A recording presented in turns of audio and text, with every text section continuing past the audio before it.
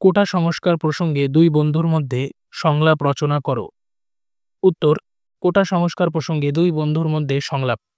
রফিক: এই তানিম, কেমন আছিস? তানিম: ভালো আছি, তুই কেমন আছিস?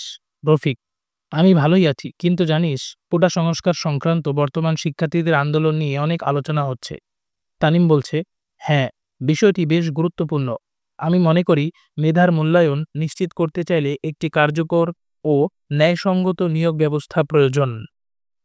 রফিক বলল, ঠিক বলেছিস, তবে সরকারি চাকরিতে কিছু বিশেষ শ্রেণীর জন্য কোটা রাখা দরকার।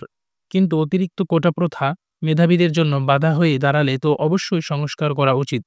তানিম: একদম ঠিক। অনেক মেধাবী শিক্ষার্থী কোটার কারণে চাকরি থেকে বঞ্চিত হচ্ছে।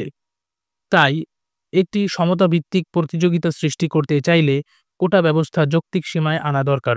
রফিক: এখন শিক্ষার্থীরা ন্যায্য দাবি তুলছে, কিন্তু সরকার ও শিক্ষার্থীদের মধ্যে সুসংবাদপূর্ণ আলোচনা হওয়া উচিত, যাতে সমাধান বের হয়।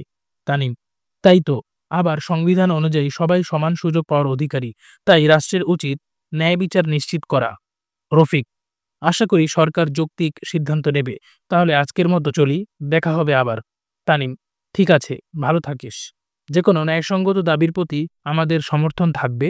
বিদায়।